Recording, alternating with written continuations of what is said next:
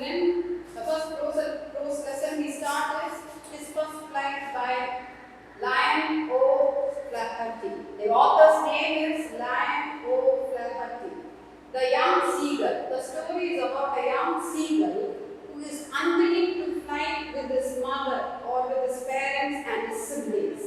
We see in the first lesson that he is afraid and he is terrified of the sea, the large sea that spreads right in front of him. The young seagull was alone. That means his father, his mother and his siblings have already left that place and they are on the other side of the cliff, on the opposite side of the cliff. Even his siblings have flown. Only this young seagull to fly in the air. That was a very successful flight for the young seagull. Now we come to the last paragraph of the lesson, children. Then the young seagull was able to fly successfully in the air by the motivation and the encouragement given by the mother. So he was very happy to fly in the air. We see the words, he uttered a joyous scream. The young seagull uttered a joyous scream and flapped them against. He soared higher and he was very happy. He could not understand this was so easy to fly. So he soared higher and higher. Down from below, he is soaring up in the air. He raised his breast and banged against the wind. So he was very happy to go round up over the sea, and the words ga, ga, ga, ga. Galula, his mother sweet past him, her wings making a loud noise. He answered her with another scream. Then his father flew over him screaming. Then he saw his two brothers and sister flying around him, soaring and diving. So the whole family was quite happy when they saw the young seagull flying in the air. The whole family was circling round the sea. Then he completely forgot that he had not always been able to fly, and commenced to dive and soar, shrieking shrilly. The bird was so happy. It was giving a very beautiful noise while flying. He was near the sea now, flying straight over it, facing out over the ocean. He saw a vast green sea beneath him with little ridges moving over. Little ridges means the tiny waves, that is the ridges over it. He turned his beak sideways and crowed amusedly. His parents and his brothers and sister had landed on his green floor in front of him. That means the whole family except the seagull, they are on the floor of the sea, on the sea. They were beckoning him to him, calling shrilly. He dropped his legs to stand on the green sea. Now he got rid of his fear and he was standing on the sea. That means his legs were touching the water. His legs sank into it. He screamed with fright and attempted to rise again, flapping his wings. But he was tired and weak with the hunger, and he could not rise, exhausted by the strange exercise. His feet sank into the green sea, and then his belly touched it, and he sank no further. He was floating on it, and around him his family was screaming, praising him, and their beaks were offering scraps of dogfish. He had made his first flight. Finally, we see in the last paragraph how he was able to experience the first flight with the help of his mother. His mother's plan worked out very quickly and he was able to fly without any fright, and he was with his family once again. Now you are able to understand the whole lesson, children. I hope you understand. Now we see the meanings in the glossary. Ledge. See, you will be given an option. Ledge, a narrow shelf that juts out from a vertical surface. Shrilly, producing a high pitched and piercing voice. You need not write or, you need not leave that or sound. Producing a high pitched and piercing voice, that is the meaning. Herring, a long silver fish that swims in large groups. You can see these fishes under the water. They move in groups. They are known as herrings. Devour. Eat something. When you are very hungry, you devour. That means you are very, very hungry. You eat large quantities to subside your hunger. Now, cackle. A sharp broken noise. That is enough. Or cry, you need not write. A sharp broken noise. That is the one. Now, mackerel. A sea fish with a strong taste, often used. Mackerel is what you call as vanjaram. You understand mackerel? That is a very tasty food. Sears is vanjaram, mackerel is vavval. Mackerel வந்து வவ்வால்னு சொல்லுவாங்க. Sears வந்து வஞ்சரம்னு சொல்லுவாங்க. Very tasty fish. Everybody likes to eat those fishes. Now, gnaw, to bite. To bite. Gnaw means you can see the animals gnawing. That means they சொரன்றதுக்கு தான் gnawன்னு சொல்லுவாங்க. Just to scrap the flesh from the bone is known as gnaw. To bite. Repeatedly or chew something. You chew something. Trot, to run in short steps. You can find the babies running in short steps. They are known as trot. To run at a moderate pace with short steps. Only you can find in the toddlers or babies. They run in short steps. Precipice, this should be pronounced as precipice. A very steep side of a cliff or a mountain. You come to the edge of the mountain, that is known as a precipice. Where you look down, you can see a large expanse of water. There the precipice stands. You can see in the films where the hero and heroine, they dance and move along near the edge of the precipice. You can see the beautiful scenery of the mountains at the back and the large expanse of water under the precipice. Plaintively, very sadly, that is known as sadly, calling in a very sad way. Swoop, to move. Swoop means only the birds are attached with the word swoop. They move very fast to catch its prey. You can see the eagles. They fly in such a great height, they swoop down to catch its prey. So, the birds are connected with the word swoop. Beckoning, making a gesture with the head or head. That means gesture, beckoning. You call them like this, that is known as gesture, beckoning. A right word for gesture is beckoning. Now, we have gone through all the meanings and you have to prepare these meanings thoroughly, children, and afterwards we see the short answers that is given at the back of the exercise. How was the young seagull's first attempt to fly? That is a very important question. How did the parents support and encourage the young seagull's brothers and sisters? So, you refer all the answers connected to the question in the book itself. It is very easy. It is given in simple English. You refer all this. Now, we go on to the vocabulary exercises which are very important. Now, you find in the question paper, some of the short questions will be taken from the first lesson. You have the 7 units.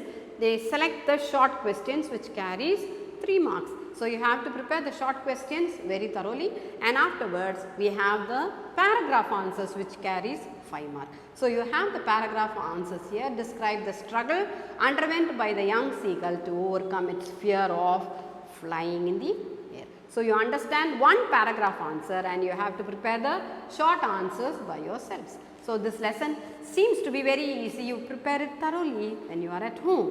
Now, read the following vocabulary exercise. When I read, you follow and mark it with a pencil. The young seagull uttered a joyful scream. Adjective. Joyful is adjective connected to the noun. Now, we see that the nouns, all the adjectives that describe the noun. I already taught you this.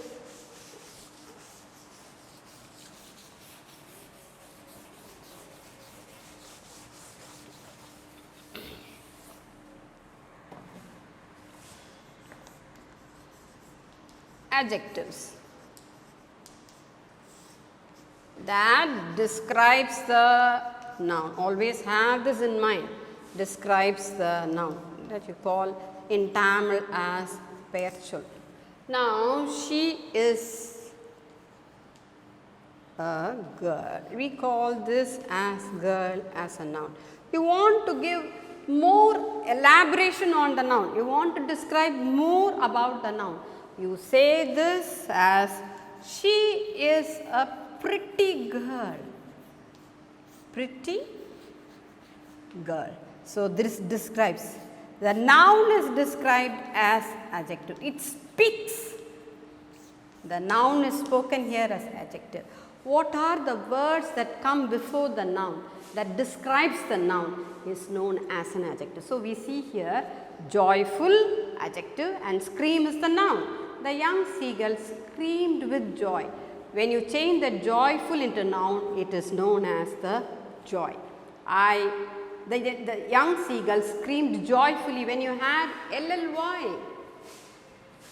Joy is a noun. Joyful is adjective. Then you have joyfully. You have this ly that describes, that adds meaning to the verb, is known as adverb. I drew this picture. When the teacher asks how, you say beautifully. You add an ly, that is known as adverb. The adverb speaks about the verb. The adjective speaks about the noun. That is the difference you have to find out. Now we go to the set 2. The young bird pretended to be falling asleep. Pretended, underlined word is verb. The young bird made a pretension of falling asleep. Pretension is noun. The young bird made a pretentious posture. Pretentious, adjective. It speaks about posture is noun, pretentious is adjective. Pretension, made a pretension is a noun and pretended is verb. So you see he has given examples of describing all these words as noun, verbs, adverbs and adjectives. Now we go on to the parts of speech given in the chart. Now you take a pencil and you write that. Exhaustion is noun. Now we have to write the verb for exhaustion as exhausted. So we have to write, convert that noun into a verb.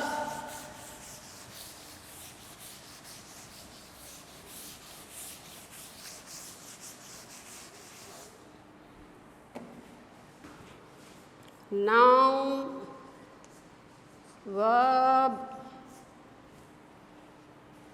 adjective. You have the chart there. Then you have the adverb. These are the 8 parts of speech we learn in English grammar. So this is the basic foundation we are going to see here. The first one is exhaustion. You have that in your book, exhaustion. Now for the verb it is exhaust or exhausted in past tense. Then you have exhaustive, exhaustive, and you have exhaustively.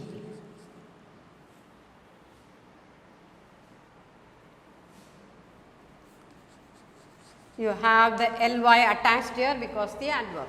The second one is he has given verb widen. We have to write the noun as width. You must be coming across this in your maths. Then you have adjective as wide. Then you have adverb as widely. You can see very clearly how I write. Now you follow this chart. Then madness. Madness. Now, noun, under noun column you write madness. It's a madness of you. Madded. Verb is madded. Now you go to the adjective side, it is mad. He is a mad person. That is adjective connected to the noun. Madly is adverb. Now you are able to understand, children? This comes under madded. I am madded by this thought. Madness, it is mere madness, that is noun. I am madded by this thought. Mad, he is a mad person. He is madly about certain things. Madly, ly, that is adverb. So we come across the next one. Noun is perfection. I completed the work in perfection. Perfection, you have to write tion, perfection. Noun is perfection.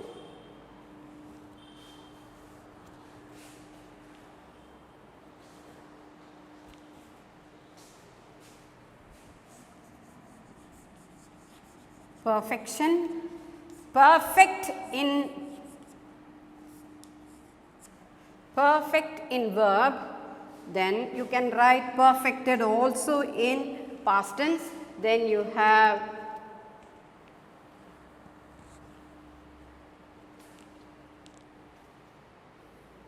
perfect work, that is adjective. Perfectly is adverb. So, you understand this chart very clearly, children. You write this chart in your book and just get to know about these words very clearly. Now, we go on to the next exercise. Read the following sentences and change the form of the underlined words as directed. His family was screaming. The underlined word is screaming and offering him food. To adjective. So, you have to write his family. You have to write this as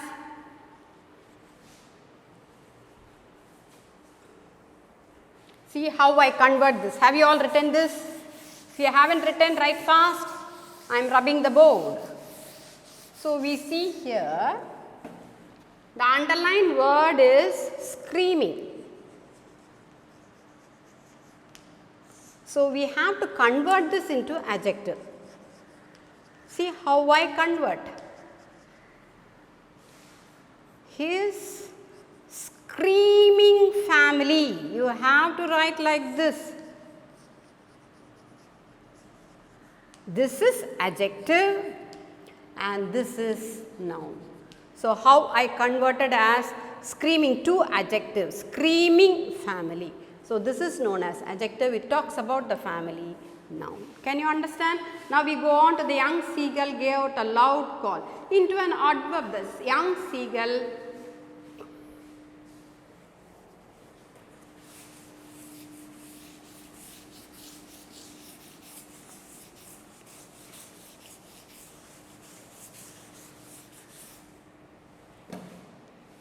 the young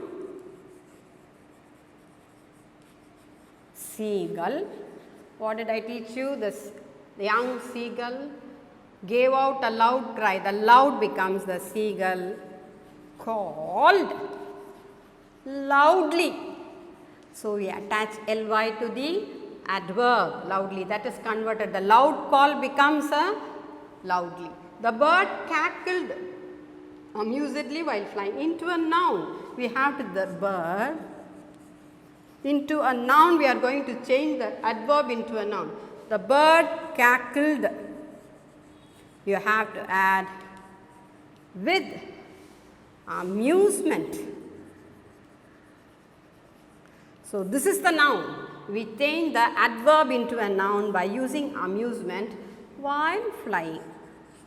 The other words you can understand. So, the next one is the depth of the sea from the ledge scared the seagull. To adjective. So, we have to see how the depth is changed. The depth of the sea. So, we hear the deep sea into an adjective. The deep sea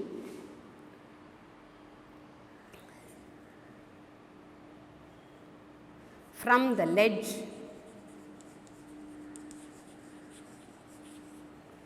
scared the seagull. The others are quite all right. The depth changes into deep sea into an adjective. The successful flight of the bird was a proud moment for the seagull's family.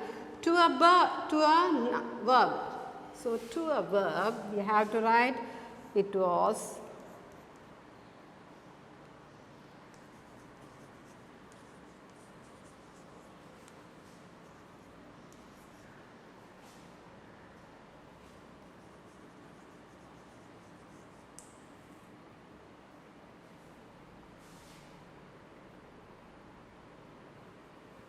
moment for the seagull's family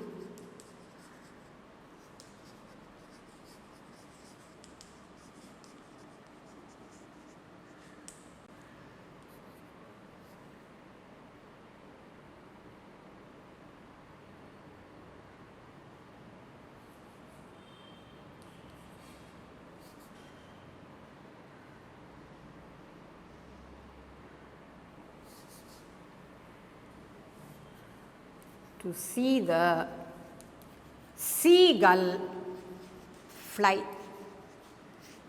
This is the verb. So, you have to change it according to the sentences that depend on. Now, covered. Now, we have to make sentences using this as a sentence of your own. Covered, you know very well. You know very well what is the meaning of covered. Not brave enough, not bold enough, not bold enough to say something, not bold enough to act something, to do something, to do some work, you feel very shy, covered, you have a fear inside. You have to prepare a sentence using this word. Now, I hate to be a coward.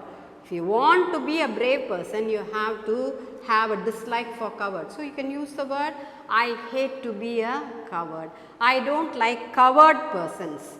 Now, gradual. It was a gradual climb on the mountain. Praise. My mother is all praise, worthy of all praise and honor.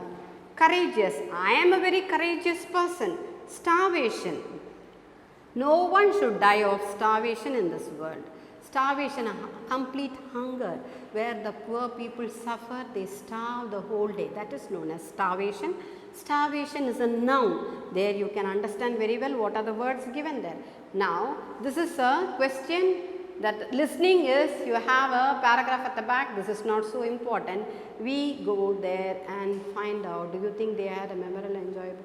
Now, these are not that important. We go as to the next chapter, a dialogue between a father and his daughter. So, we have to do this. Now, we have to fill up this. We will do it later on. Now, we go on to the advertisement, that is writing. This is very, very important. Now, name of the product and brand and outlet. These are the advertisements we will do in the second paper, children. We will do that in the second paper and follow the complete ideas in that. Now, models do not change. Models do not change with the person or number of the subject. Complete these sentences using appropriate. You take page number 12 and follow these rules. Models. When I was a child, I used to climb. Ability in the past. I used to. That you were able to climb a mountain. That is ability. You are an able person. That you were an able person to climb a mountain. So, ability is for that you use the modal verb used to. Now, determination. Determination will always have the word will. I will win this singing contest. Definitely, you have a determination to win this contest. So, the word used here for determination is will. You should buy this book. Advice or suggestion. You should. The advice or suggestion comes along with should. Pungodai can speak several languages. Ability in the present. We saw the ability in the past. Used to is ability in the past. Now we can see can, that is ability in the present. Now Pungodai can speak several languages, ability in the present tense, can. Can is a present tense word. Used to is the past tense ability. Now I swear, I shall not tell lies again. I swear, I promise. That is a promise you take that you will never tell lies. I shall never tell lies again.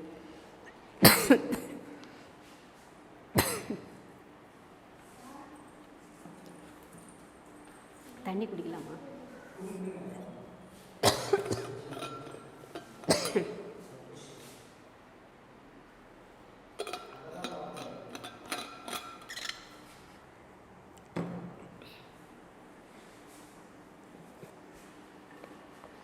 Now, what all I say, you fill up in the blanks. The first one is when I was a child, I used to.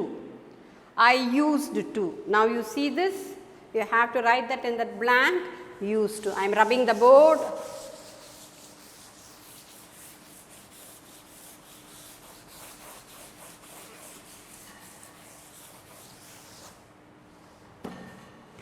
Used to. This is the word used for ability in the past. Past na iranda kalam. I used to, once upon a time ku dhaan used to nu solveni. Next one, determination is will. I will do this work. I will complete this work. Next one is you shall. You can give an advice is shall. Now, you go to this ability in the present is I can do this work. She can speak several languages. I swear I shall tell no more lies. I shall never tell lies again is a promise. Now we go on to the next one. My father dash played badminton. Used to play. Past habit. Once upon a time, always I used to say, the past tense will come with D. So my father used to play badminton in the evenings when he was at college, a past habit for his father. You shall do as I say. It is a command by the teacher or your superior. You use the word you shall. Would I have another class? It is a request. Would I come inside? You ask, please excuse me, miss. Please excuse me, madam. These are the requests you make, and you can ask, would I call? A very polite word using for request, would. Sibi has not practiced hard, but he can win the race. He did not practice, but we have that he can win the possibility of winning the race. We should preserve our nature. That is definitely it is our duty to preserve. Should or must can be used. Rewrite the following sentence by using, this is a exercise given here, rectifying the errors in the use of modals. Rewrite the following sentence by rectifying. Now this will be taught in the classes very clearly. Now we go on here, read the following dialogue and fill in the blanks with suitable modals.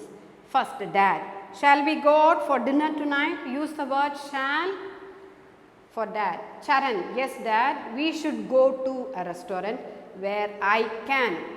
After I, you place can. Dad, okay, then I will be home by 7 p.m. Right, I will. Mom and you should be ready. Charan, sure, we will. My friend told me there is a magic show nearby. Could you please take us there? Could. Dad, we may not have time to go for the magic show. I suppose if we have enough time left, we can plan. Charan, by the way, should we inform our gatekeeper about our outgoing? Dad, yes, we should, so that we'll be